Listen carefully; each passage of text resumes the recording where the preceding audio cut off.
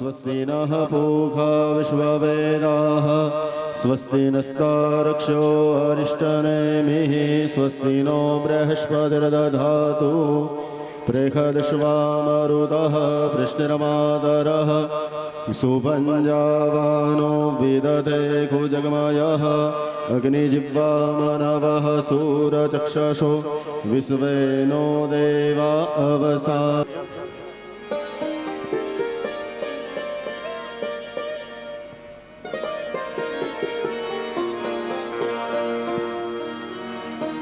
वाङ्मय पुराण पुरुषोत्तमाय नमः पुष्पं समर्पयामि पूजयामि जगदीश्वर मे प्रसीद वाङ्मय पुराण पुरुषोत्तमाय नमः पुष्पमालां समर्पयामि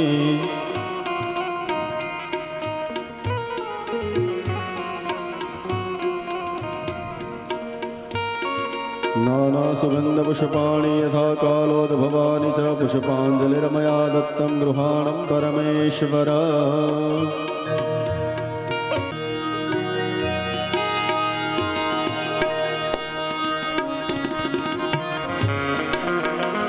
व्यासाय नमः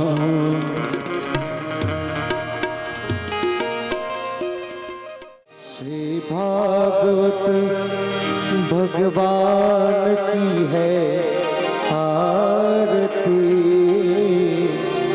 पापियों को पाप से है तारती। श्री भागवत भगवान की है आरती पापियों को पाप से है तारती। श्री भागवत भगवान की है आरती पापियों को पाप से है तारती। श्री भागवत भगवान की है आरती पापियों को पाप से है तारती।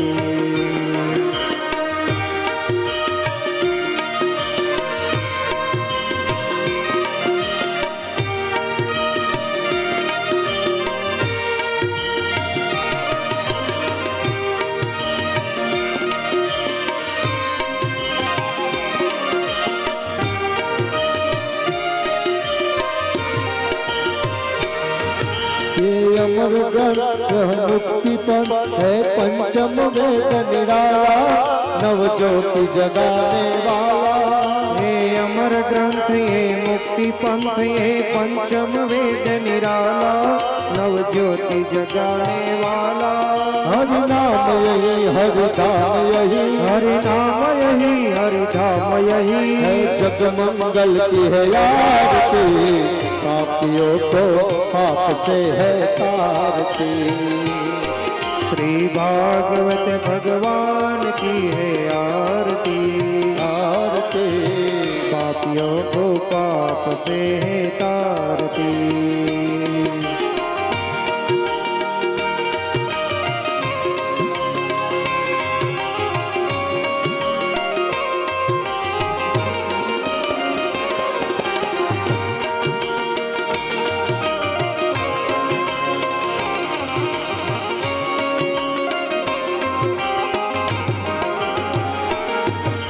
शांति गीत पावन तूने पापों को मिटाने वाला हरि दर्श दिखाने वाला। ये शांति गीत पावन पुमित पापों को मिटाने वाला हरि दर्श दिखाने वाला। यह सुख करनी यह दुख हरनी यह सुख करनी यह दुख हरनी श्री मधुसूदन की है आरती पापियों को पाप से है तारती। श्री भागवत भगवान की है आरती आरती पापियों को पाप से है तारती।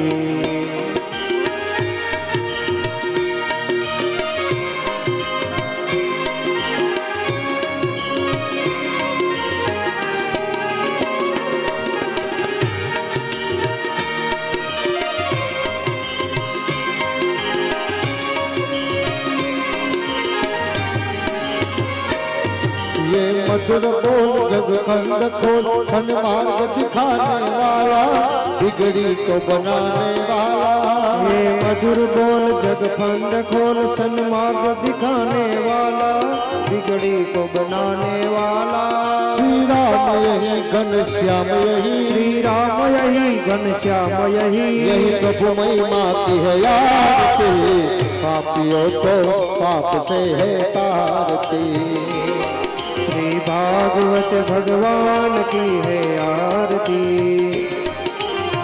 पापियों को पाप से है तारती पापियों को पाप से पापियों को पाप से पापियों को पाप से पापियों को पाप से श्री भागवत भगवान की है आरती पापियों को पाप से है तारती हो पापियों को पाप से है तारती पापियों को पाप से है तारती कर्पूर गौरम करुणावतारम संसार सारम उद्गैरहारम सदा वसंतम हृदयारविंदे भवं भवानी सहितं नमामि मंगलम भगवान विष्णु मंगलम गरुड़ध्वज मंगलम पुंडलीकाक्ष मंगलाय तनोहरि सर्वमंगल मंगल शिवे सर्वार्थ साधिके शरण्य त्र्यंबके गौरी नारायणे नमस्तुते नारायणे नमस्तुते नारायणे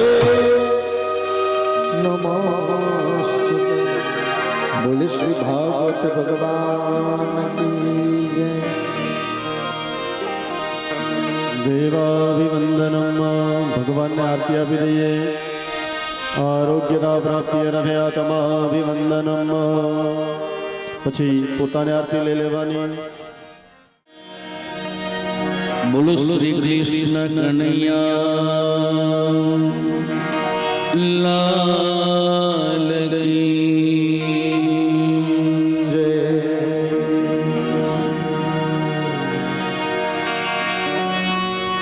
હરે રામ હરે કૃષ્ણ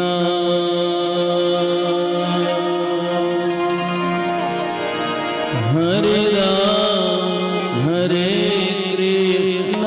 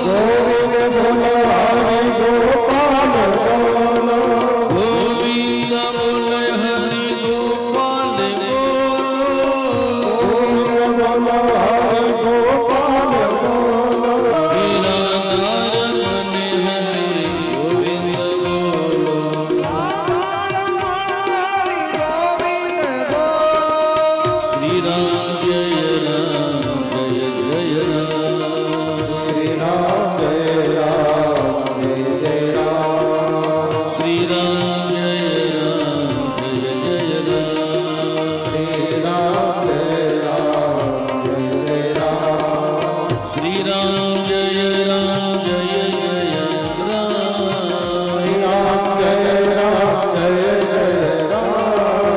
श्री राम जय राम जय जय राम जय राम जय जय राम श्री राम जय राम जय जय राम श्री राम जय राम जय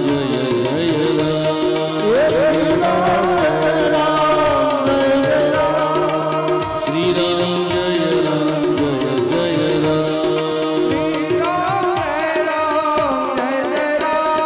राधे राधे राधे राधे नंदगांव में बरसाना में रेती में गिरिराज में मथुरा में द्वारिका में डाकोर में साइला में ऋषिकेश में राधे राधे राधे राधे राधे राधे राधे राधे राधे राधे राधे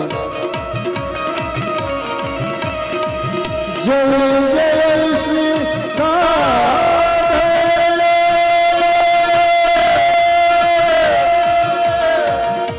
जय जय श्री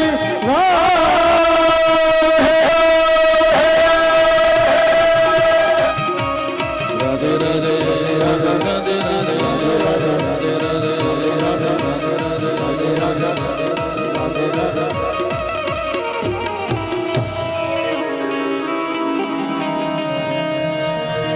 जय जय श्री राधे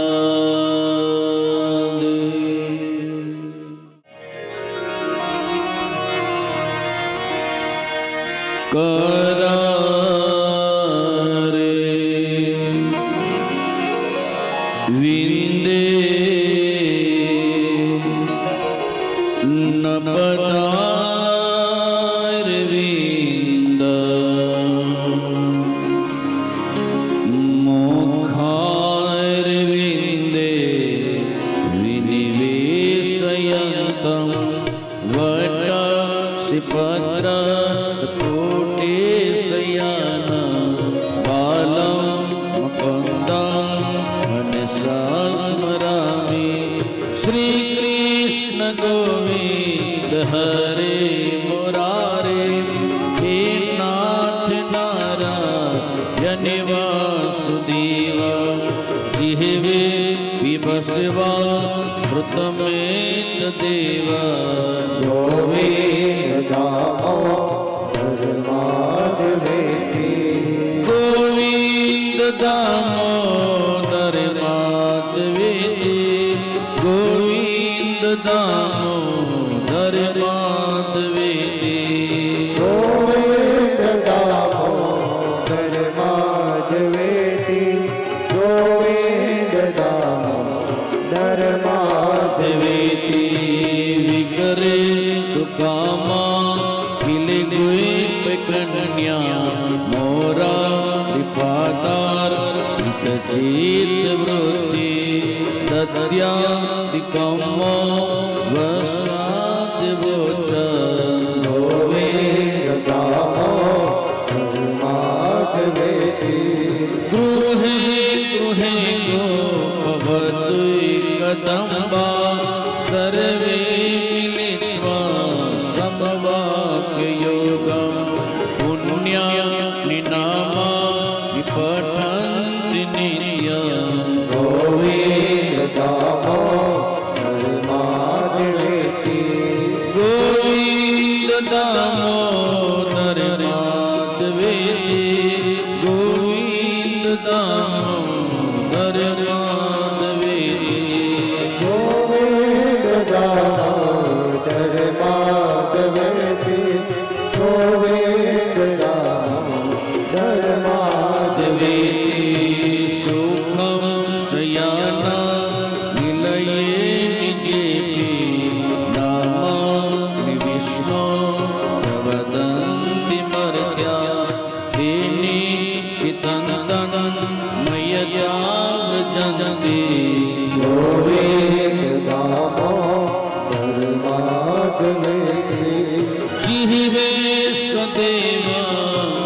સુંદરાણી નામાની કૃષ્ણ સિમનોહરાણી સમસ્તિ ભક્તાર વિનાશનાની ગોવિંદ ગોવિંદ દામોદર માધવી ગોવિંદ દામોદર માધવી ગોવિંદ દામોદર માધવી ગોવિંદ દામોદર દેવી સુખા વસાને ઇદમેવ સારા દુઃખા વસાને ઇદમેવ ગેયા દેહા વસાને ઇદમેવ ચાપ્યા ગોવિંદ દામોદર માધવી શ્રી કૃષ્ણ રાધા હરિ ગોકુલેશા ગોપાલ ગોવર્ધનનાથ વિષ્ણુ જીવે વિભસ્વા મૃતમેત દેવા ગોવિંદ દામોદર માધવી ગોવિંદ દામોદર માધવી ગોવિંદ દામોદર માધવી ગોવિંદ દામોદર માધવી ગોવિંદ દામોદર દેવી જીવે રસગને મધુર પ્રિયા સત્યમ હિતમ ત્વામ પરમં વદામિ આવર્તિતા મધુરાક્ષરાણી ગોવિંદ દામોદર માધવી ત્વામેવ યાચે મમ દેહિ સમાગતે તન્નિધરે કૃતાન્તે વક્તવ્યમેવ મધુરં સુભગ્યા ગોવિંદ દામોદર માધવી ગોવિંદ દામોદર માધવી ગોવિંદ દામોદર માધવી ગોવિંદ દામોદર માધવી ગોવિંદ દામોદર દેવી અગરે કરુણામય પાંડવાના દોષાસનેના અતિવસ્ત્રકેશા કૃષ્ણા તદાવો જદન્યનાથા ગોવિંદ દામોદર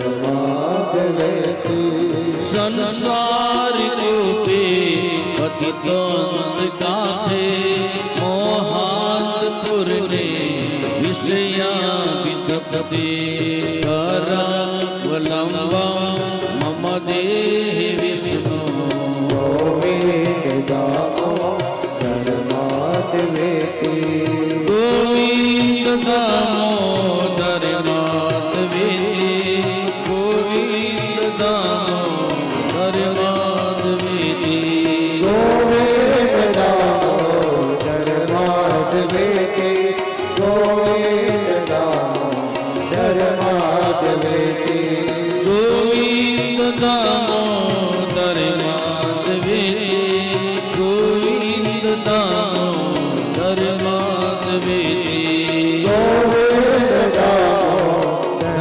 માધવી ગોવિંદ દામોદર માધવી ગોવિંદ માધવ સ્તોત્ર પ્રેમથી પાઠ જે કરે દામોદર દયાદાને સહેજે ગોલોક ચરે બોલો શ્રી કૃષ્ણ કનૈયા લાલ કી ભાગવતે ભગવાન કી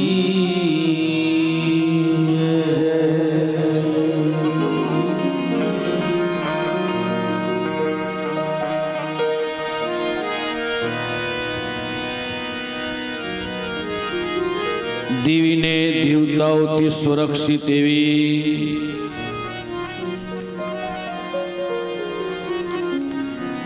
આપણી ભારતની પવિત્ર ધરતી, જે ધરતી ઉપર ઉત્તરાખંડ ઋષિકેશ બાબા કાલિકામલી આશ્રમની પવિત્ર પટાંગણમાં શ્રી ગિરનારી સેવા સમિતિ બાપુનગર અમદાવાદ દ્વારા આયોજિત શ્રીમદ ભાગવત કથા જ્ઞાન યજ્ઞના મંગલ છઠ્ઠા દિવસે ઉપસ્થિત થયેલ આ કથાના પોથી યજમાન શ્રી કચરાભાઈ જોઈતારામ પટેલ એવં ધોળીબેન કચરાભાઈ પટેલનો તમામ પરિવાર એવં આજના ભોજનના દાતાશ્રી વાઘોશના નિવાસી પ્રહલાદભાઈ ઈશ્વરભાઈ પટેલ અને લક્ષ્મીબેન પ્રહલાદભાઈ પટેલનો તમામ પરિવાર એવં શ્રી ગિરનાર સેવા સમિતિના તમામ આયોજક ભાઈઓ અને ગુજરાતના વિવિધ ગામડામાંથી આવેલા દરેક વડીલો, માતાઓ, ભાઈઓ બહેનો, ગઈકાલે આપણે કથાની અંદર જોઈ ગયા કે ભગવાન ગોકુળથી ક્યાં આવ્યા? વૃંદાવન આવ્યા.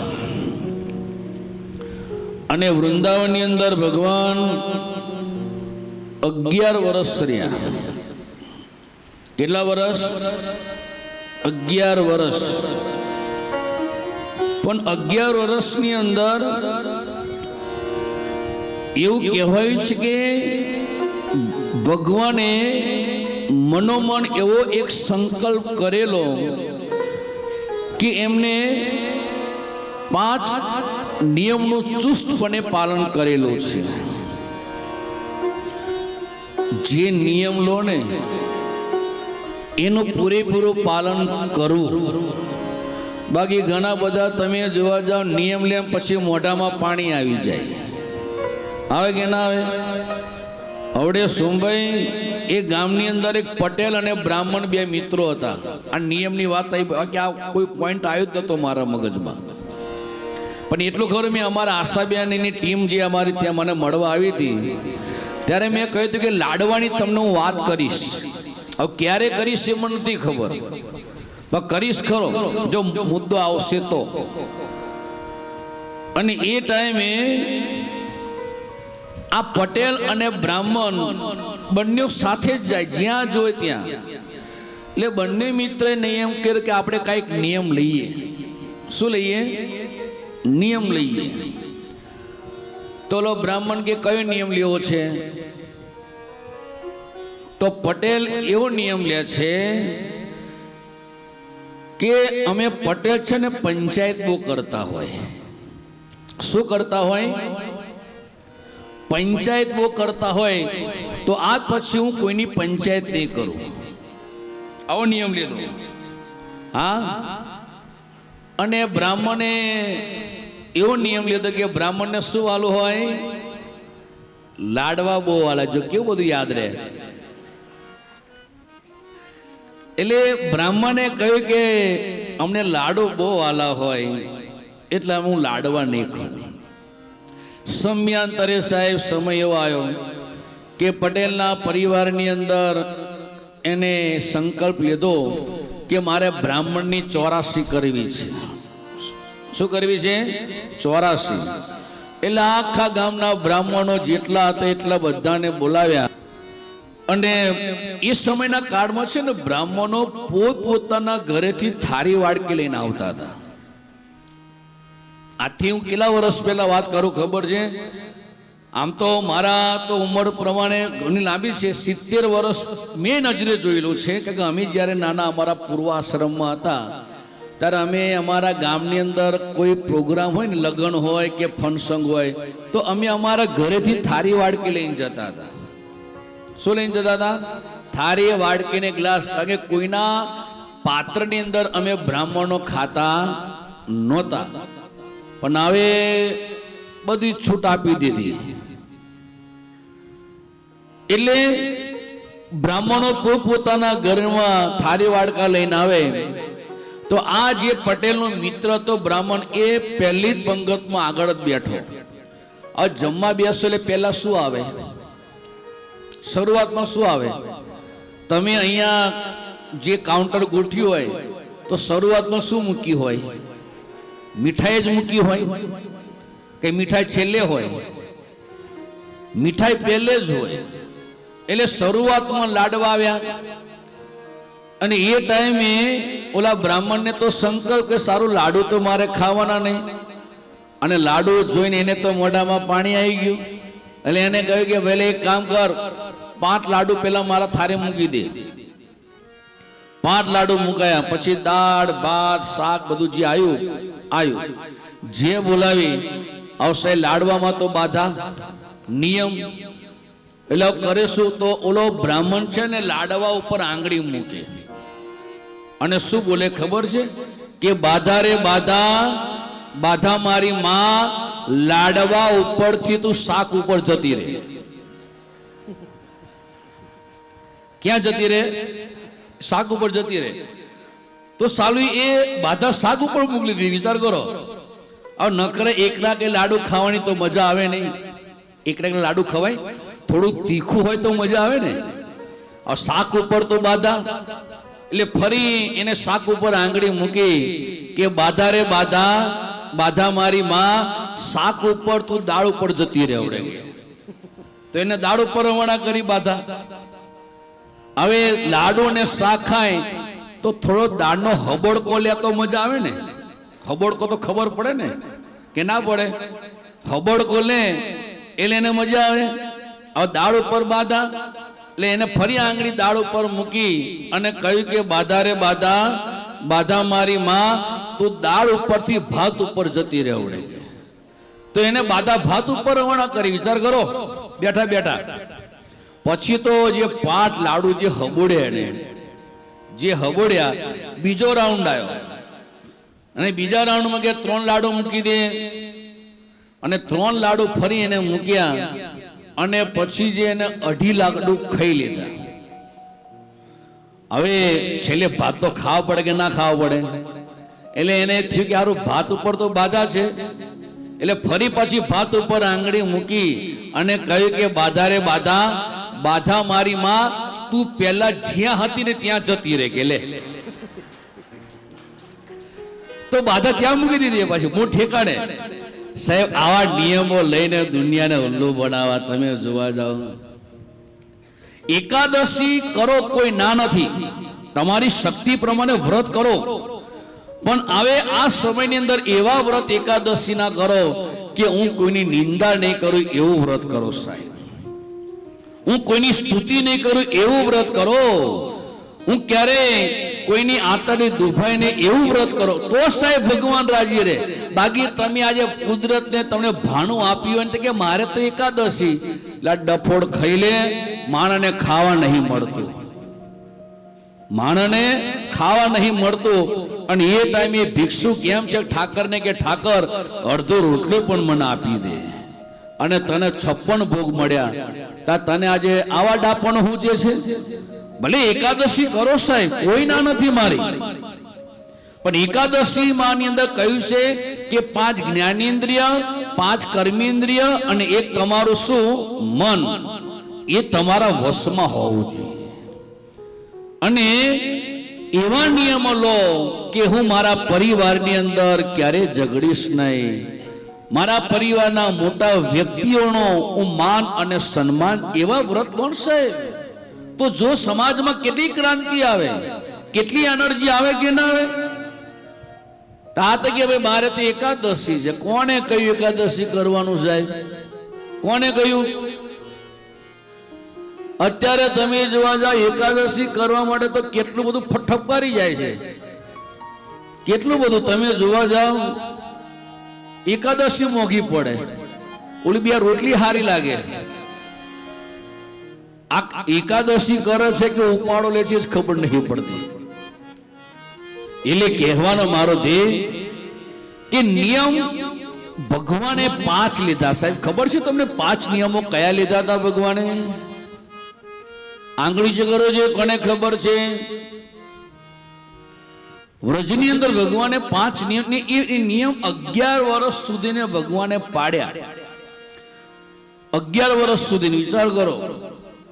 અને એ 5 નિયમો કયા કે સાંભળી લેજો. આજે કદાચ ભવિષ્યમાં કોઈ કથાકાર કહે કે ના કે મને ખબર નહીં, પણ મારું સાહિત્ય એમ કહે છે કે અમુક વસ્તુ કહેવી દુનિયાને બહુ જરૂરી છે.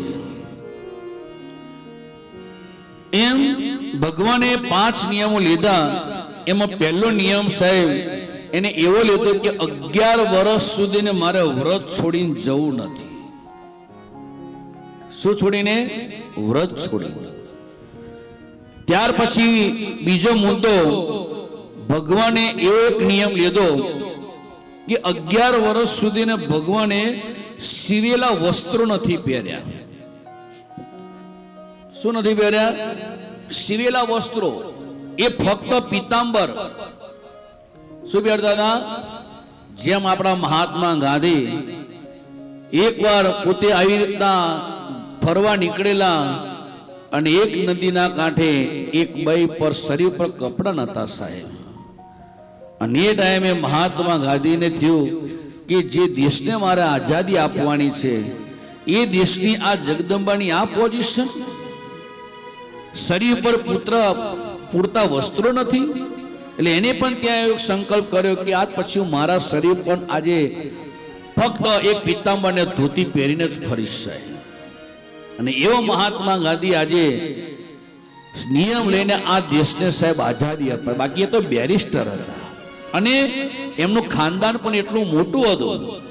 લંડનની અંદર એમને સ્વયં પોતે વકીલાત કરેલી હતી, પણ દેશની જગદંબાને જોઈને એનું શરીર પીગળી ગયું સાહેબ.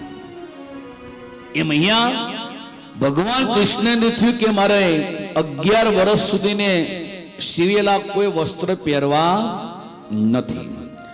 ત્યાર પછી ત્રીજો મુદ્દો, ભગવાને 11 વર્ષ સુધીને હાથમાં કોઈ હથિયાર નથી પકડ્યું. તમે જો જેને જેને માર્યા છે ને એ હથિયાર વગર માર્યા છે. હથિયાર નથી લીધું સાહેબ. તમે વાંચજો ભાગવત. પૂતનાને મારી તો હથિયાર લીધું, અઘાસુરને માર્યું તો હથિયાર લીધું, વ્યોમાસુરને માર્યું હથિયાર લીધું, અરિષ્ટાસુરને માર્યું હથિયાર લીધું. અરે કોઈને મારવા માટે ભગવાને હથિયાર નથી લીધું. 11 વર્ષ સુધી જેટલાને માર્યા છે હથિયાર વગર માર્યા છે. ત્યાર પછી ચોથો મુદ્દો કે ભગવાને 11 વર્ષ સુધીને પોતાના વાળ નથી કાપ્યા. શું નથી કાપ્યા? 11 વર્ષ સુધી. અને પાંચમો મુદ્દો સાહેબ, ભગવાને 11 વર્ષ સુધીને પગની અંદર ચંપલ પણ નથી પહેર્યા. એટલે વ્રજની માટીનો મહિમા ઉત્તમ છે સાહેબ.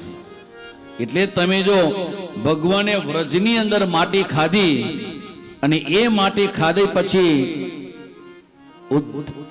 સ્વયં બલરામજી યશોદા મૈયાને કહે છે, મૈયા લાલાએ માટી ખાધી ત્યારે લાલાએ એમ માટી નથી ખાધી સાહેબ, લાલાએ માટી એટલા માટે ખાધી હતી કે અન્ય કેટલા ઋષિમુનિઓ, સંતો, જોગીઓ, ભોગીઓ, સતીઓ એ ભગવાનને કહેતા હતા કે તમે જે ધરતી પર રહો છો ને, અત્યારે ચાલો છો ને, એ ધરતીની માટી તમને ચખાડો. એટલે એ ભગવાને એ બધાના સંકલ્પો પૂરા કરવા માટે એ વ્રજની માટી સાહેબ મોઢામાં મૂકી છે. એટલે વ્રજની અંદર સાહેબ કહેવાયું છે કે જેટલા તમે પણ ઉઘાડા પગે ચાલો ને, એટલો સાહેબ ભગવાનના અંદરથી તમને આત્મ અનુભવ થાય કે આજે હું મારા પ્રભુની ધરતી ઉપર હું પણ ચાલું છું. એમ અહીંયા વ્રજની અંદર ગઈકાલે આપણે બધા જોઈ ગયા કે કાલે ભગવાને ટચલી આંગળે શું ઉચક્યો? ગોવર્ધન ઉચક્યો ને. અને કેટલા દિવસ સુધી ને? કેટલા દિવસ? 7 દિવસ. સાહેબ પ્રશ્ન એ થાય કે ભગવાને 7 દિવસ કેમ પસંદ કર્યા? એ પણ બહુ જાણવું જરૂરી છે. એટલું યાદ રાખજો કે આ ભાગવત છે ને પ્રશ્નાવલીનો ગ્રંથ છે. પરીક્ષિત રાજા પ્રશ્ન કરે છે અને સુખદેવજી મહારાજ જવાબ આપે છે. વિદુરજી પ્રશ્ન કરે છે, મૈત્રીસિંહ મહારાજ જવાબ આપે છે. એક બાજુ નારદજી પ્રશ્ન કરે છે અને સનત કુમારો એનો જવાબ આપે છે. એમ આપણને પણ એ પ્રશ્ન, ભગવાને 7 દિવસ કેમ આજે એ ગોવર્ધનને ઉંચક્યા? 8મો દિવસ પસંદ કેમ? 8મો દિવસ રાખ્યો તો શું વાંધો આવત? પણ સાહેબ અહીંયા સંતોનો મત એવો છે કે અઠવાડિયાના દિવસો કેટલા આવે છે? 7 દિવસ. 8મો દિવસ આવે છે ખરો? નથી આવતો. બરાબર. ત્યાર પછી શ્રીમદ ભાગવત કથા પણ કેટલા દિવસમાં પૂરી કરવાની છે? 7 દિવસમાં. ત્યાર પછી ત્રીજો મુદ્દો, પરીક્ષિત રાજાને શ્રાપ કેટલા દિવસનો મળ્યો હતો? 7 દિવસનો મળ્યો હતો. 7 દિવસમાં એને તક્ષકના ગાવીને કરડી જશે. ત્યાર પછી ભગવાન શ્રી કૃષ્ણ જ્યારે આધામ છોડીને પરધામ જવાના હતા ત્યારે દારૂકને કહ્યું હતું કે મારા ગયા પછી 7મે દિવસે એ દ્વારિકા સમુદ્રમાં ડૂબીને ખલાસ થઈ જશે. કેટલા દિવસ? 7 દિવસ. એમ સાહેબ આ મારું તમારું આ માટીનું શરીર પણ કેટલા દિવસમાં બળી ભસ્મ થવાનું છે? કેટલા દિવસમાં? કોઈ ખબર નહીં. 7 દિવસ સાહેબ. કોઈ સોમવારે, કોઈ મંગળવારે, કોઈ બુધવારે, કોઈ ગુરુવારે, કોઈ શુક્રવારે, કોઈ શનિવારે, કોઈ આ 7 દિવસ તો મારા તમારા ફાઇનલ જ છે ને. એટલે સાહેબ એ 7 દિવસમાં આપણે રોજ ચેતીને રહેવું પડે કે ના રહેવું પડે? ક્યારે ડફ દઈને જતા રહીએ કોને ખબર પડે? કાંઈ ખબર નથી સાહેબ. એટલે ભગવાને 7 દિવસ એ ગોવર્ધન પર્વત પોતે એમને ઉચકી રાખેલો છે. બીજી એક પ્રશ્ન કે આ ઇન્દ્ર રાજાએ સાવર્તન નામના મેઘને કહ્યું કે તારી પાસે જેટલું પાણી છે એટલું પાણી તું વ્રજમાં ઠાલવી દે. તો સાહેબ એ 7 દિવસ સુધીને જે વરસાદ પડ્યો એ પાણી ગયું ક્યાં? એ પણ પ્રશ્ન થવો જોઈએ. હવે આપણે થોડું કયા પાણી પડે છે તો ખાબોચિયા ભરાઈ જાય છે બધે. પણ વ્રજની અંદર આટલો બધો વરસાદ પડ્યો તોય તમે જોવા જાઓ સાહેબ એ પાણી ગયું ક્યાં? બોલો છે. 10 વર્ષથી તમે કથા સાંભળો છો પોપટભાઈ? કેટલા વર્ષથી? સોમભાઈ બરાબર ને? તો એ પાણી ગયું ક્યાં? ભાઈ પાછળ વાળા કોઈને ખબર છે? કોઈ કથા કરે એ વાત કરી હતી કે પાણી ક્યાં ગયું? ખબર છે કોઈને? આંગળી છે કરો જેને ખબર હોય એને. બાકી મારે તો કેવું જ પડશે. અહીં બેઠો છું એટલે ક્યાં ગયું પાણી? ત્યારે સાહેબ મારે તમારે રામાયણમાં જવું પડશે.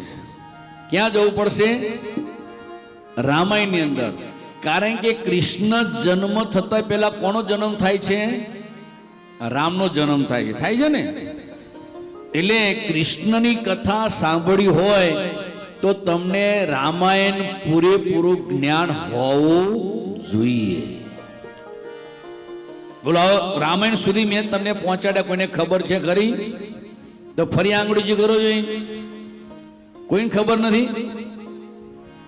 પછી હું યાદ કરીશ ને તો કે હા મને યાદ હતું, પણ ભગત બહુ એન્ટ્રી નથી આવી કે લે. પછી એવું કહે છે મને યાદ તો હતું જ, પણ એ ટાઈમે આમ ખબર ના રહી. તો સાંભળો સાહેબ, એ 12 મેઘ ખાંગા થયા વ્રજની અંદર, એ પાણી ક્યાંય ગયું?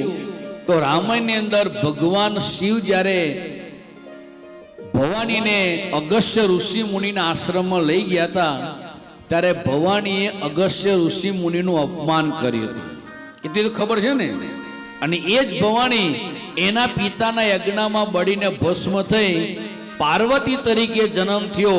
અને કૈલાસની અંદર જ્યારે પાર્વતી માં ગયા, ત્યારે પાર્વતી માને ભૂતકાળ યાદ હતો કે મેં ઋષિનો અપરાધ કર્યો છે, તો લાવ એ ઋષિને મારા કૈલાસમાં બોલાવીને હું એને જમાડી દઉં. શું કરી દઉં? જમાડી દઉં.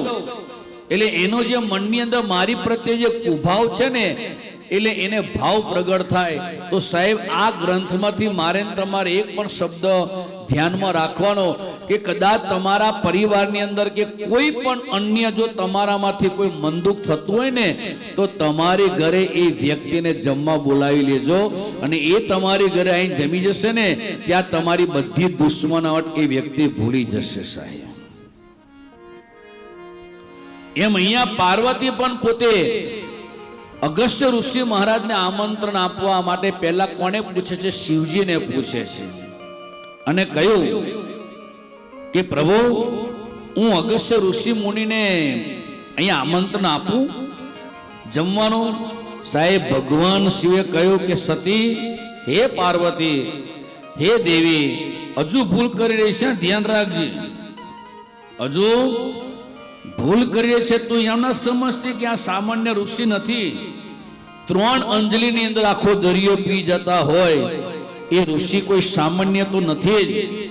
પણ પાર્વતીને થોડોક અહંકારનો અંકુર ફૂટ્યો હતો કે હું સ્વયં પોતે અન્નપૂર્ણા. કઈ પૂર્ણા? અન્નપૂર્ણા છું. તો આખા હિન્દુસ્તાનના અન્ય લોકોને હું જમાડું છું. એ બેઠી બેઠી તો ઋષિ નહીં જમાડી શકું? આવો અહંકારનો અંકુર ફૂટ્યો તો ભગવાન શિવે ના પાડી હોવા છતાંય પાર્વતી આમંત્રણ આપ્યું. જો તમે, અને આમંત્રણની અંદર અગસ્ત્ય ઋષિ મુનિ તો આવ્યા સાહેબ. જમવા બેઠા ને, એ ઋષિએ જે જમવાની શરૂઆત કરી, અને એટલું બધું તમે જમે છે, આખું અન્નપૂર્ણાના ભંડારો ખૂટી ગયા. અન્નપૂર્ણા માએ સ્વયં ઠાકર ને નારાયણ ને પ્રાર્થના કરી કે હે નારાયણ, લાજ જશે તો મારે, તું છે ગુનેગાર કૃષ્ણ કનૈયા, કૃષ્ણ કનૈયા. જો મારી લાજ જશે તો તું ગુનેગાર બનીશ. કઈક લાજ બચાવ, ઇજ્જત મારી બચાવ, મારું રક્ષણ કર. ખાલી અન્નપૂર્ણા માએ પ્રાર્થના કરી તો નારાયણ છે ને સાહેબ, ફરી પાછળ નાના બટુક રૂપ લઈને આવ્યા. શું લઈને આવ્યા? બટુક રૂપ લઈને. અને એ ટાઈમે અન્નપૂર્ણા માને કહે છે કે મૈયા ભિક્ષામ દેહે. અને એ ટાઈમે પાર્વતી માં કહે છે હજુ એક વ્યક્તિ ધરાયા નથી, તો બીજા એને ઉભા રહ્યા. હજુ એકનો તો ઠેકાણું નથી પડતો, તો બીજા એને ઉભા રહ્યા. આ કરે શું? બોલો જોઈએ. આવો અતિથિ આવીને થાળી તો આપવી જ પડે. એટલે એને થાળી આપીને જે થોડું ઘણું હતું ને એ આપ્યું ને, તો એ બટુક ભગવાને થોડુંક ખાઈને થાળીમાં હાથ ધોઈ નાખ્યા. શું ધોઈ નાખ્યા? તો અમારા સાધુ સંતોની પંગતનો એક નિયમ છે. કેવો? કે પંગતમાં બેઠા હોય જ્યાં સુધીને બધા જમી ના રહે ત્યાં સુધીને અમારાથી હાથ ધોવાય નહીં. જો હાથ ધોઈ નાખો ને તો પંગતમાં આવીને આવી સંભળાવે. સાહેબ, લાગે એવું સાધુની પંગતમાં બેહું એટલે અહીંયા તો બટુક નારાયણ ભગવાને હાથ ધોઈ નાખ્યા. અને ધોયા પછી તમે જોવા જાઓ પડકે અગસ્ત્ય ઋષિ મહારાજ કહે છે તમે તો હાથ ધોઈને કહ્યા મારે તો હજુ ઘણું જ જમવાનું બાકી હતું, હું શું કરું? હવે હાથ ધોયા પછી એ અગસ્ત્ય ઋષિ મુનિ મહારાજ પછી એ મોઢું બટકું છે મોઢામાં ના મૂકે, એને ત્યાં નીચે મૂકી દીધું. અને અગસ્ત્ય ઋષિ મહારાજે બટુક નારાયણને કહ્યું કે પ્રભુ તમે તો હાથ ધોઈ નાખ્યા, પાણી પણ પી લીધું, હવે મારે શું કરું પાણી પીવા માટે? ત્યારે એ બટુક નારાયણ ભગવાને કહ્યું કે દ્વાપર યુગની અંદર મારો કૃષ્ણ અવતાર થશે અને એ સમય ઇન્દ્ર 12 મેઘોને ખાગા કરશે ને, અને એ ટાઈમે જેટલું પાણી પડે એ બધું જ પાણી પીવા તમારે આવી જવાનું છે. એ બધું જ પાણી પીવા તમારે આવવાનું. વિચાર કરો, ત્રેતાયુગનું આમંત્રણ અને દ્વાપર યુગમાં પાણી પીવાય. એટલે એ ટાઈમે જે 12 મેઘ ખાગા થયા હતા ને, એટલે એ પાણી બધું ક્યાં ગયો? ત્યારે કહેવાયું છે શાસ્ત્રોની અંદર કે અગસ્ત્ય ઋષિ મુનિ મહારાજ બધું જ પાણી પી ગયા છે. આ તો સાહેબ તમે આટલી બધી કથાઓ સાંભળો છો, હજુ તમે અહીંથી ક્યાં પહોંચવાના છો? બદ્રીનારાયણ પાસે પહોંચવાના છો. ત્યાં જો કોઈ ક્વેશ્ચન્સ કોઈ કથાકાર કરે તો સાલું કે ઋષિકેશમાં તમને કોઈ વાત જ નથી કરી આવી ગયા તો ડખો મારો થાય, હું ભોઠો લાગુ કે ના લાગુ? એટલે જેટલો પ્રયત્ન બનું છું તમને ભાગવતની અંદર ઉતારવા માટે. બાકી સાહેબ ગલગલિયા કરતાય મને આવડે છે, રિયલી. તમે એવું ના સમજતા, જો તમને દારૂ ને તો 2.5 કલાક હસાય કરું, મિમિક્રી પણ કરી નાખું, હાસ્ય પણ બની જાય. પણ એ મારો સત્સંગ લોકલ ચાલે ને તો હું બધું કરી શકું. આ કથા છે સાહેબ, આમાં ગલગલિયા બહુ ઓછા થાય. આની અંદર ફક્ત ભગવાન તરફે તમે કેવી રીતના એટેચ રહો, ભગવાન તરફે તમારું ચિંતન કેમ આજે અહીંયા સ્થાપિત થાય, એવું જ આજે કથાકારોનો સિદ્ધાંત હોય છે. એમ ગઈકાલે ગોવર્ધન પૂજા કરી, તો ગોવર્ધન પૂજા એટલે કોની પૂજા કહેવાય? એ પણ એક પ્રશ્ન આવે છે. કોની પૂજા?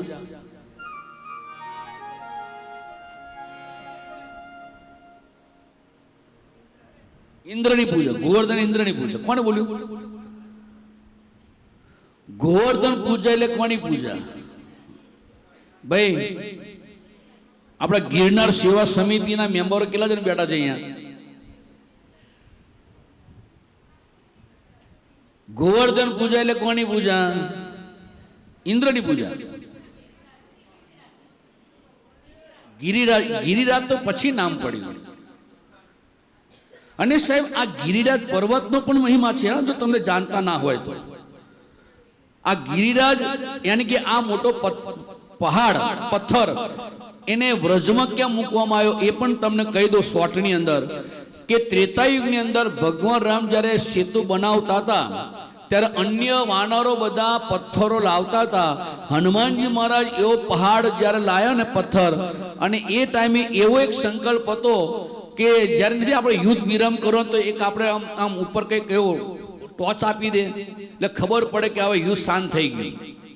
એટલે એ સમયના કાળની અંદર ભગવાન રામે એવું બાણ છોડ્યું અને એ બાણ બધા વાનરને ખબર પડી કે સેતુ તૈયાર થઈ ગયો છે, હવે કોઈ પથ્થરની જરૂર છે નહીં. ત્યારે હનુમાનજી મહારાજ જે આ લાયા હતા મોટો પહાડ, એ ગિરિરાજ વિચાર કરે છે કે સારું ભગવાનના કામમાં તો હું આવ્યો જ નહીં કે. ત્યારે ભગવાન રામે અને હનુમાનજી મહારાજે કહ્યું કે જાઓ દ્વાપર યુગની અંદર આ તમારી મહાન પૂજા હું કરાવડાવીશ. ભગવાન રામે કહ્યું તો કે દ્વાપર યુગની અંદર હું તમારી એવી સરસ પૂજા કરાવીશ કે 56 ભોગ તમને ધરાવશે, અને તમારો મહિમા એ દ્વાપર યુગની અંદર એટલો બધો મહાન બનાવીશ કે દરેક ભક્તો તમારી પરિક્રમા કરવા આવશે. પણ આ ગોવર્ધન પૂજા એટલે કોની પૂજા એ પણ સાંભળી લો સાહેબ. ગોવર્ધન પૂજા એટલે પ્રકૃતિની પૂજા. કોની પૂજા? કોઈ પૂછે ને સાહેબ નામ તો પછી આપણે આપ્યું, પણ આ ગોવર્ધન પૂજા એટલે પ્રકૃતિની પૂજા ને પર્યાવરણની પૂજા, ગાયોની પૂજા, બ્રાહ્મણની પૂજા. આ ગોવર્ધન પૂજા એટલે એટલે સાહેબ તમે જો જેટલું બને એટલું પર્યાવરણ પ્રકૃતિ હાચવજો સાહેબ. સત્ય વાત કહું છું. જો આવનાર સમયને આપણે જો મજબૂત બનાવવો હોય તો આ મેં ચિંતન કર્યું, મને ચિંતનમાં જે મુદ્દા સારા હું લખી લઉં છું. જો પ્રકૃતિ ખલાસ થઈ જશે ને તો આની અંદર આ ધરતીમાં વિકૃતિઓ આવી જશે સાહેબ. અને વિકૃતિ આવશે પછી મને તમને કોઈ બચાવી શકશે નહીં. એટલે મારા તમારા જીવનમાં પ્રકૃતિ ઉપર લગાવ ખૂબ હોવો જોઈએ. ખૂબ એટલે ખૂબ સાહેબ. માનવીના સર્જનમાં અહંકાર હોય છે, પણ ઈશ્વરના સર્જનમાં શું હોય છે? પરોપકાર હોય છે.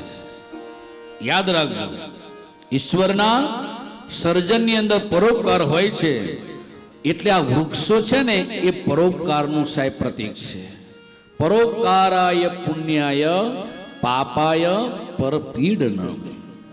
પરોપકાર જેવું કોઈ પુણ્ય જ નથી. અરે સાહેબ, તમે કુંભારને ત્યાં જાઓ, સાંભળજો, અને જે માટીનો ગોળો તમે લો અને એ ગોળો કદાચ તમે તમારી ઘરે લાવો ને તો એ તમારો સ્વાર્થ છે. શું છે? એ ગોળો તમે તમારી ઘરે લાવો તો એ તમારો શું કહેવાય? સ્વાર્થ છે. પણ એ જ ગોળો જો પરબ ઉપર મૂકો ને તો એ પરમાર્થનું કામ કર્યું કહેવાય છે. કે ત્યાં હજારો માણસો પાણી પીવે કે ના પીવે એમ. અરે સાહેબ, કોઈ પણ બિલ્ડિંગ બનાવો ને તો એ બિલ્ડિંગની જો દિવાલ તૂટી જાય તો એને તમે ફરી ઈંટો મૂકીને પણ એને તમે હાંધી શકો, રિપેરિંગ કરી શકો. પણ ઝાડનું જો એક ડાળખું તૂટી જાય તો સાહેબ એ તમે ગમે તેલા ફેવિકોલ લગાવો ને તો એ દાળ ચોટે નહીં, કારણ કે ઈશ્વરનું સર્જન છે સાહેબ. એટલે જીવનની અંદર એક દાડી જો ઝાડની કાપી હોય ને તો સામે પણ તમારી એટલી ફરજ બને છે કે મારે 2 ઝાડનું રોપણ કરવું પડે. અમારા દિલવાડા નિવાસી અમારા પોપટભાઈ અને એક પ્રવીણભાઈ છે દિલવાડાના. તમે જો દિલવાડા ગામની અંદર 3.5 થી 4,000 ઝાડવા એમને ગામડે ગામડે સાહેબ ગામની અંદર મહાદેવના મંદિરની અંદર રોપેલા છે સાહેબ. પ્રકૃતિ ઉપર એ એટલો બધો લગાવ છે એમને, અમારા પોપટભાઈ અને પ્રવીણભાઈને. હવે અમારી મંડળી ગઈ તો તમે જોવા જાઓ, પૂજ્ય મહારાજશ્રીની સાથે એમને સુંદર એવું પ્રકૃતિ સર્જન થાય, ખીલે અને ગામ સુખી બને, સમૃદ્ધ બને, એના માટે કેટલા બધા ઝાડવા રૂપિયા સાહેબ. એમ આપણા ગિરનાર સેવા સમિતિ ગોવિંદભાઈ, તમે આ જે 400 500 600 માણસ લાવો છો ને, કાલે સાહેબ તમારું અસ્તિત્વ ધરતીમાંથી ચાલ્યું જાય તો તમને ઓળખશે કોણ? મને કહો. ચાલો, તમે કદાચ અહીંથી કાલે ચાલ્યા જાઓ, તમને કોણ ઓળખશે? કાલે તો રાખના રમકડા થઈ જવાનું છે. રાખ્યા રે મૃત્યુ લોકની માટીમાં પડી જવાનું છે.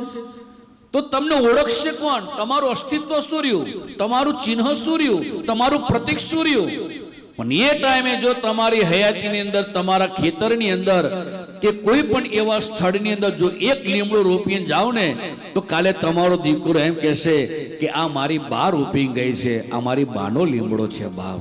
તો દીકરો જ્યારે બહુ ધર્મ સંકટમાં આવે તો એ લીમડા નીચે બેઠો હોય ને ત્યારે એને એમ થાય કે મારી બા મને આશીર્વાદ આપી રહી છે, આશીર્વાદ આપી રહી છે સાહેબ. પણ આવું કાંઈ કરતા નથી. એટલે ગિરનાર સેવા સમિતિને કરબત પ્રાર્થના કે અહીંથી કથા સાંભળો ને તો તમારા ખેતરની અંદર કે ગમે ત્યાં એક સારું વૃક્ષ આજે રોપણ કરજો સાહેબ. જો તમારી ક્રાંતિ કેવી સરસ આવી જાય સાહેબ. એક વૃક્ષનું રોપણ કરજો. બીજું કાંઈ સંકલ્પ લો કે ના લો એની કોઈ ના નથી, કારણ કે અત્યારે ગ્લોબલ વોર્મિંગ બહુ વધી રહ્યું છે. અરે તમે આ દિલ્હીની અંદર, અમદાવાદમાં આપણે તમે જો કેટલું બધું પ્રદૂષણ છે કે નહીં? એ શાના માટે સાહેબ? આ વૃક્ષો નથી એટલે. જો આ ગ્લોબલ, અરે સાહેબ તમે વિચાર કરો, આ દેશ બચાવવા માટે વીર જવાનો ક્યાં રહે છે? દેશ બચાવવા માટે વીર જવાનો ક્યાં રહે છે પોપટભાઈ? સરહદ ઉપર રહે છે ને.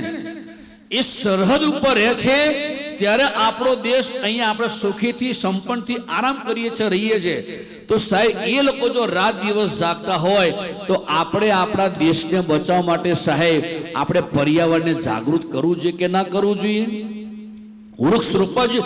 ઓલા લોકો રાત દિવસ જાગે છે તો આપણી પોતાની ફરજમાં નથી આવતું કે લાવ હું પણ મારા દેશની અંદર આજે વૃક્ષોનું રોપણ એટલું સરસ કરું કે મારા દેશની અંદર કોઈ વિપત્તિ આવે તો આ વૃક્ષોના છાયા નીચે બેહીને એને વિપત્તિ દૂર થઈ જાય સાહેબ.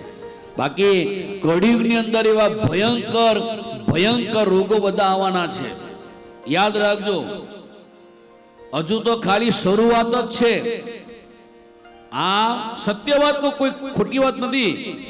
અરે ભાગવતમાં તો ત્યાં સુધી કહ્યું છે અતિશય હોનારત એટલું બધું આ કળિયુગમાં થશે, અતિવૃષ્ટિ અનાવૃષ્ટિ એટલી બધી થશે ને કે સાહેબ આપણે જીવી નહીં શકીએ.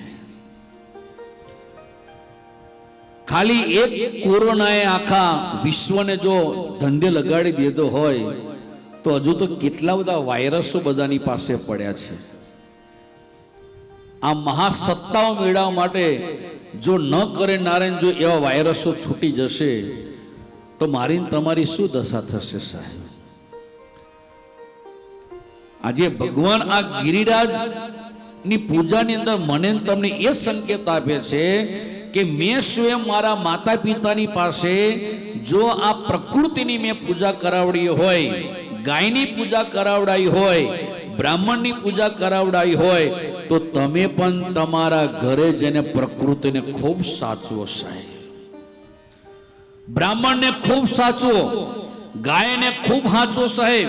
જો આ બધું આ ધરતી ઉપર હચવાશે ને તો દુનિયાની કોઈ તાકાત નથી કે મારો તમારો કોઈ વાળ વાંકો કરી શકશે.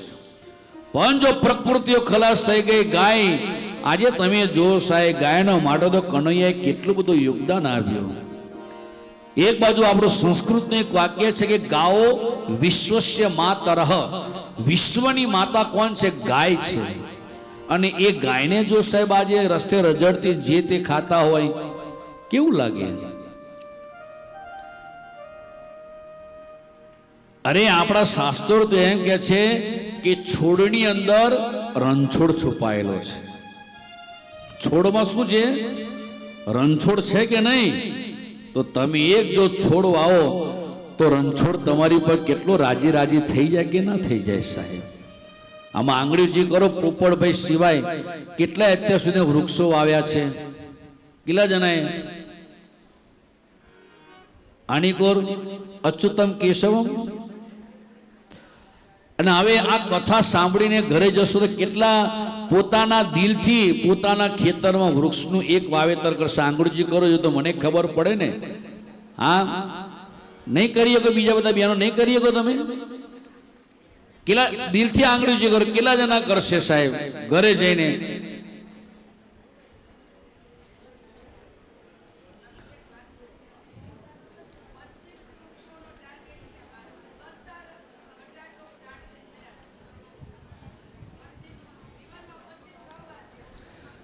સાહેબ આપણા ભારતના યશસ્વી પ્રાઇમ મિનિસ્ટર નરેન્દ્રભાઈ મોદી એક કહે છે કે 140 કરોડની જનતા છે. જો 140 કરોડ ખાલી વૃક્ષો જો માણસ વાવે ને તો સાહેબ વિદેશની કોઈ દેશની તાકાત નથી કે ભારતનો કોઈ વાળ વાંકો કરી શકે. હા, જે 140 કરોડ વૃક્ષો હોઈ જાય તો આજે આપણે 2 કરોડની બિલ્ડિંગમાં રહીએ છીએ તો સાહેબ એવી ઈચ્છા ના થાય કે લાય હું 2 કરોડની બિલ્ડિંગમાં રહું છું તો 2 કરોડ હું 2 લાખ ખાલી વૃક્ષો વાવું? કેટલી 2 જ લાખ વૃક્ષો વાવવાના છે? એવું ના કરી શકાય સાહેબ. તમે આ ક્રાંતિ કરશો ને તો કાલે તમારા ઘરની અંદર તમારું અસ્તિત્વ નહીં હોય પણ તમારો દીકરો રોજ તમને યાદ કરશે કે મારી બાનું આ પ્રસાદી છે, મારી દાદાની આ પ્રસાદી છે. સાહેબ કાલે તમને જતા રહેશો પણ તમારું ઓલું વૃક્ષ છે ને, લીમડાનું આયુષ્ય સાહેબ મિનિમમ 500, 700, 1000 વર્ષ સુધી એ લીમડો ટકી રહે છે. અમારા સાયલાની અંદર સ્વયં લાલજી મહારાજ પોતે લીમડાનું દાતન કરતા હતા અને એ લીમડાની ચીરી રોપી દીધી એમને. આજે તમે જો એ લાલજી મહારાજ ભલે ચાલ્યા ગયા, પણ આજે એ લીમડો 185 વર્ષથી અખંડ ત્યાં સાયલા મંદિરમાં છે. અમારો વિચાર કરો, ભલે અમે લાલજી મહારાજને જોયા નથી, પણ એ લીમડાની અંદર જે કોઈ પણ વ્યક્તિના ઘરે પારનું ન બંધાય, અને અમે જો કહીએ ને કે ભાઈ તમે લાલજી મહારાજની બાધા રાખો, શેષ નારાયણ ભગવાનની બાધા રાખો, તમારી ઘરે ઠાકર સરસ કામ પતાવી દેશે, અને એના ઘરે સરસ જો દીકરો કે દીકરી આવી જાય તો અમે એને લીમડે જ કહીએ છીએ કે અહીંયા તમે પારનું બાંધી દો સાહેબ. ભલે લાલજી મહારાજને જોયા નથી, પણ એ લાલજી મહારાજ સાયલા મંદિરમાં લીમડો રોપી ગયા છે ને, આજે સાયલા મંદિરની અંદર એમને 186 વર્ષ થયા.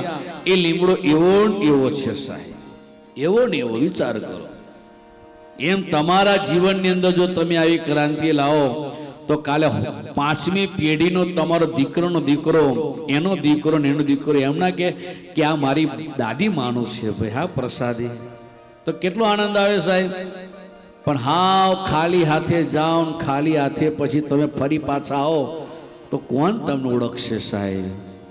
એટલે આ ભાગવતની અંદર ગોવર્ધન પૂજા એટલે શાની પૂજા?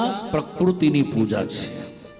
પ્રકૃતિ સાથે પ્રેમ કરો, પ્રકૃતિ સાથે લગાવ રાખો, દેશની સાથે પ્રેમ કરો, દેશની સાથે તમે લગાવ રાખો તો સાહેબ આપણો હિન્દુસ્તાન સાહેબ આજે જે તમે ઊણ રહીએ છે ને એનો હાચો ઋણ ચૂકીને આપણે જઈએ. એમ અહીંયા સુખદેવજી મહારાજ પરીક્ષિત રાજાને કહે છે કે રાજન, એક દિવસ વ્રજની અંદર જ્યારે કનૈયાએ ટચલી આંગળીએ ગોવર્ધન પર્વત ઉચક્યો એટલે તમામ ગોવાળિયાઓ ભેગા થયા, અને તમામ ગોવાળિયાઓ નંદ બાબાને કહે છે બાબા એક વાત કરો. શું છે કહો? સાચું કહેજો, હા ખોટું ના બોલતા. અરે કહો તો ખરા કે આ તમે થોડા અને આ કનૈયો કાળો,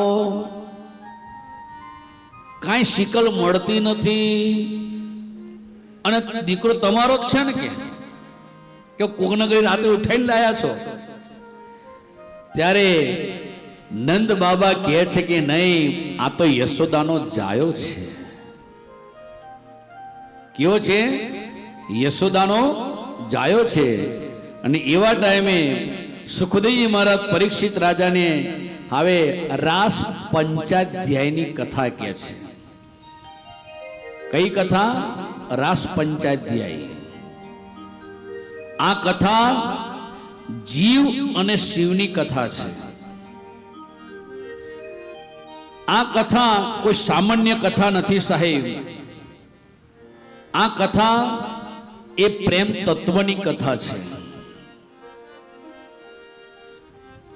જે સુંદર એવા કદમના ઝાડ ઉપર ભગવાન વેણુ વગાડે છે, અને કેવો પ્રેમ સાહેબ, કેવો પ્રેમ સાહેબ. બધા પોતપોતાની દ્રષ્ટિએ પ્રેમ તો બધા કરતા જ હશે, પણ અહીંયા પ્રશ્ન થાય કે પ્રેમની અંદર કોઈ અપેક્ષા ના હોવી જોઈએ. પ્રેમની અંદર કોઈ અપેક્ષા ના હોવી જોઈએ. પ્રેમની અંદર સમર્પણ હોવું જોઈએ. પણ અત્યારે પ્રેમમાં કેવું છે કે મને એપલ મોબાઈલ લઈ દેજો, મારી બર્થડે આવે છે, મારી એનિવર્સરી આવે છે, મને સોનાની વીંટી લઈ દેજો. જ્યાં અપેક્ષા આવે ત્યાં પ્રેમ ધીમે ધીમે તમારો લુપ્ત થતો જાય છે સાહેબ. પ્રેમ માપવાની વસ્તુ નથી, પ્રેમ છે ને પામવાની વસ્તુ છે. પ્રેમમાં મપાય નહીં, પ્રેમની અંદર પામવાનું હોય. પામવાનું એટલે છોડવાનું હોય. બધું શું કરવાનું હોય? છોડવાનું હોય. હવે તમે જોવા જાઓ, એ ગામની અંદર એક ભાઈ છે ને વિદેશ જતો હતો. ક્યાં જતા હતા? વિદેશ. એટલે એની પત્નીને કહે છે કે કાલે હું વિદેશ જાઉં છું. તો એની પત્ની કે વિદેશ જાઉં કે ભારત મારો, મારે કોઈ વાંધો નથી, પણ મારી વાત સાંભળો તમે. જો ભારતમાં રહેતા હોય તો તમારે મારા માટે સાડી લાવવી પડશે. દુબઈ જતા હોય તો મારા માટે ગોલ્ડ લાવવું પડશે. પછી ફ્રાન્સ જતા હોય તો મારા માટે પરફ્યુમ લાવવું પડશે તમારે. આ બધું જ્યાં એની પત્નીએ માગવાની શરૂ કરીને તો ઓલો ભાઈ કે હું તો નરકમાં જઉં છું. ક્યાં જાઉં છું? નરકમાં. તો એની પત્ની કે ઉભા રહો, નરકમાં જાઓ તો એક કામ કરજો, ત્યાં જઈને મને ફોટો પાડીને મોકલજો. એટલે મને ખબર પડે ને કે પત્નીને હેરાન કરવાથી માણસ નરકમાં જાય. પત્નીને હેરાન કરવાથી પતિ ક્યાં જાય? નરકમાં જાય. એટલે મને ખબર પડે કે તમે નરકમાં છો એવું. સાહેબ વિચાર કરો. એટલે કહેવાનો મારો ધ્યેય કે પ્રેમ છે ને સાહેબ, એ છોડવાની વસ્તુ છે, પામવાની વસ્તુ નથી. એમ અહીંયા રાધા ને કૃષ્ણનો જે પ્રેમ છે સાહેબ, તમે જો આખી ભાગવતમાં રાધા કૃષ્ણને ક્યારે ઝઘડો નહીં થયો. કોઈ કથાકાર એવું નહીં કે રાધા કૃષ્ણની સામે ઝઘડી કે કૃષ્ણ રાધાની સામે ઝઘડ્યા છે. અને અત્યારે હવે ખાલી તમે જોવા જાવ પોપટભાઈ, ખાલી એકબીજાને જોવે ને તરત જ મોબાઈલો ચાલુ થઈ જાય. રાતના 2:30 વાગ્યા સુધી ને hello hello hello hello hello hello હોઈ જા ભાઈ. પછી ઘરે આવશે પછી ખબર પડશે હેલો હેલો નહીં રે તારું. હોઈ જા આવડે. આવડે એક ભાઈ એની હજુ ખાલી સગાઈ થતી હતી અને વાતો કરતો કે મને તારા વગર ગમતું નથી, તું મને સપનામાં દેખાય છે, દાળમાં દેખાય છે, ભલામાં દેખાય છે. અને ત્યારે ઓલો ભાઈ કે હું તને આમ બધે દેખાવ છું, તું મને શેમાં દેખાય છે? તો એની પત્ની કે તું મને ગટરમાં દેખાઈ રહ્યો છે. આવા દે, મને ખબર પડે કેટલી વ્યવહાર થાય. સાહેબ કેવા પ્રેમ, પ્રેમ વસ્તુ આખી તમે વિચાર કરો, એને આખું બીજા ભાવથી બધા લઈ ગયા. પણ રાધા કૃષ્ણનો જે પ્રેમ છે સાહેબ, ક્યારે પણ ઝઘડો થયો નથી. અરે એક દિવસ રાધા ને કૃષ્ણ બંને જણા એકાંતમાં બેઠા હતા.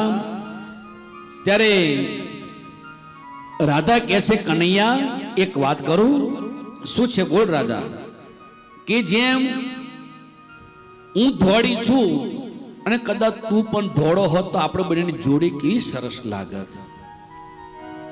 આપણા બંનેની જોડી કેવી સરસ લાગત.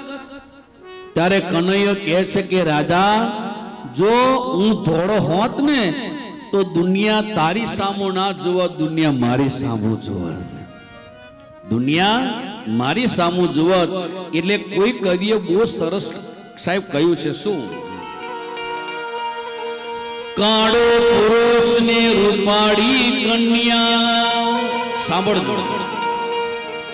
કાળો પુરુષ ને રૂપાળી કન્યા, એ રાધા કૃષ્ણની જોડી. કાળી કન્યા ને રૂપાળો પુરુષ, એ રોજની માથા. કાળી કન્યા ને રૂપાળો પુરુષ હોય અને ઓલા ભાઈની સામે કોક જોતું હોય તો ઓલી બેન કે કોની સામે જોતા તા? થાય કે ના થાય? રોજ ડખા થાય કે ના થાય? થાય કે ના થાય? એટલે કાળી કન્યા રૂપાળો પુરુષ, રોજની માથા કૂડ. સાહેબ આવી એ લોકો આવી આમ આનંદથી વાતો કરતા હતા. વિચાર કરો. અને અત્યારે જો તમે આવો આનંદ કરવા જાઓ તો ઘરમાં ઝઘડા થાય. થાય કે ના થાય? બોલાય જ નહીં સાહેબ, બિલકુલ ના બોલાય.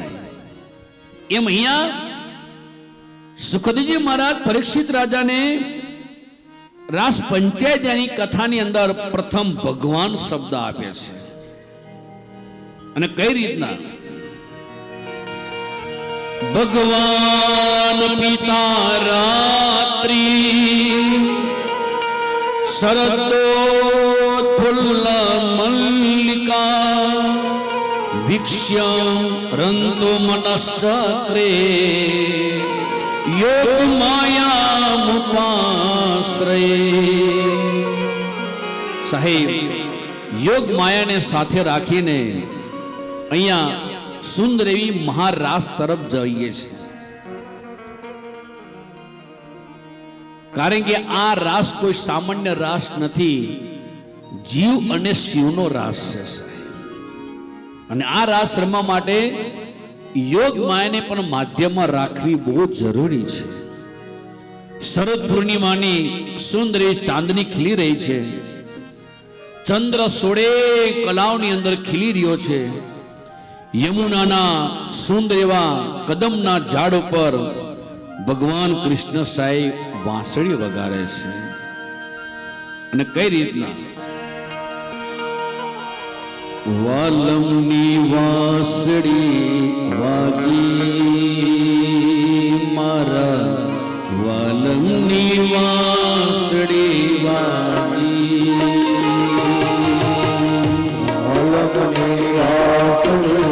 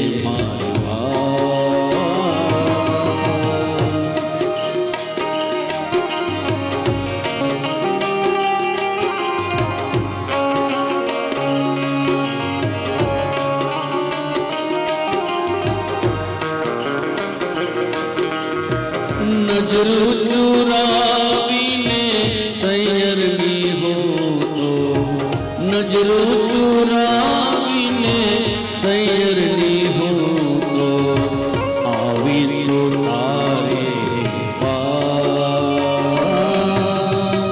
જમુનાથી જળ ભરવા ગઈ, ત્યાં વાલમની વાંસળી વાગી,